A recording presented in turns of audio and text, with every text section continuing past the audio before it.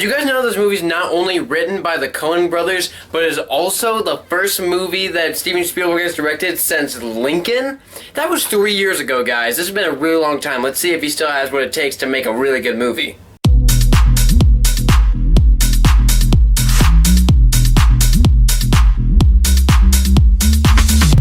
So Bridge of Spies is directed by Steven Spielberg and tells the story of Jim Donovan, an insurance lawyer who was thrust into the Cold War when the US government asked him to represent a Soviet spy in a court of law. Not only does it make almost every single American hate him, but it also leads him into impacting even more events during the Cold War than he might like, and it stars Tom Hanks in this role.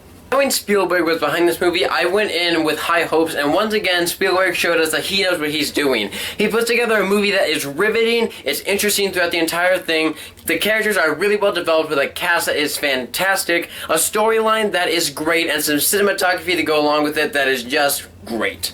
Now, Tom Hanks in this movie is once again fantastic. He plays his character very ferociously throughout the entire film. He makes him a very funny character, but also a very serious one that knows how to get things done, and I love him. Another fantastic performance in this movie is by Mark Rylance, who plays Abel, the main Soviet spy in this movie. What sets this character apart from everybody else is how really emotionless he is through most of this film. Most of the film, he is very straight-faced, he pretty much takes everything as it is, and he doesn't really complain, but he does this in a way that makes it funny, it makes him an interesting character. He has a lot of different points of view on everything, and that makes him super interesting and one that you want to see what he does next. And even though my description might not show it, he is really great, his character is great, everything is awesome. One of my favorite things about Bridge of Spies is the way that the storyline is told, and the storyline itself is very, very gripping. When a movie sets up from the beginning that a Soviet spy is in America and he is guilty and all these Americans want him dead, usually the movie sets it up so that the Soviet spy really is a messed up person and you root with the Americans. However, it does a complete 180 in this movie. I felt myself caring way more for Abel than I did caring at all for the Americans. I was actually really upset at the Americans in this movie because they just wouldn't listen to any reason, and the fact that this movie could do it makes it even more special than it already is. Along with developing Abel really well and making him a character that you love, you also fall in love with Jim in this movie.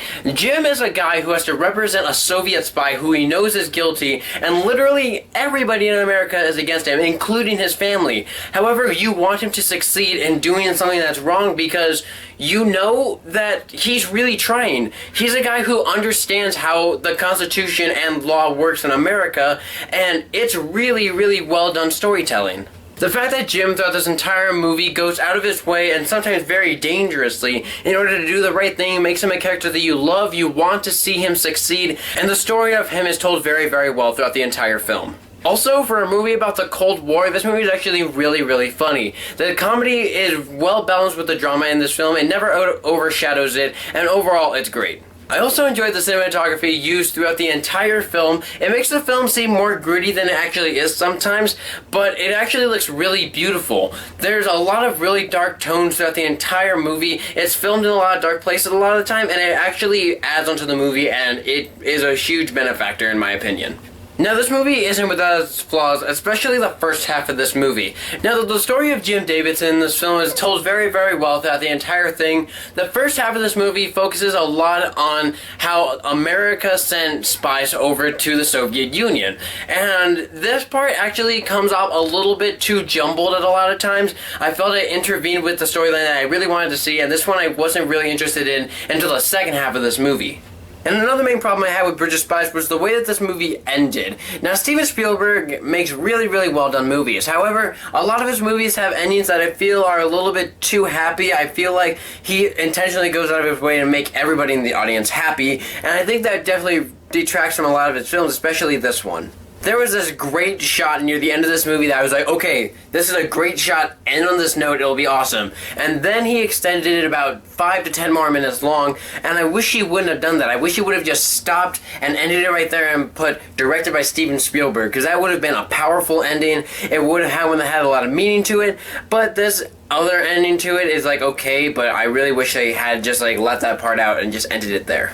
But guys, Steven Spielberg shows us once again that he is fantastic at directing, and Bridge of Spies is a really, really well done movie. It has some really fantastic characters throughout the entire film, especially the two main characters that you really feel for, a cast that is phenomenal to go along with them, a storyline that has a great screenplay for it. It's a storyline that actually makes you root for Soviet spies and go against Americans, which is actually really surprising when you think about it. The cinematography throughout is fantastic, and though there is a problem with the ending for the film, and the first half is a little bit jumbled, the second half of this movie is great. The first half is pretty good, and I definitely enjoyed myself while watching Bridge of Spies, and it's a very well put together movie, and I will give it 4.25 stars.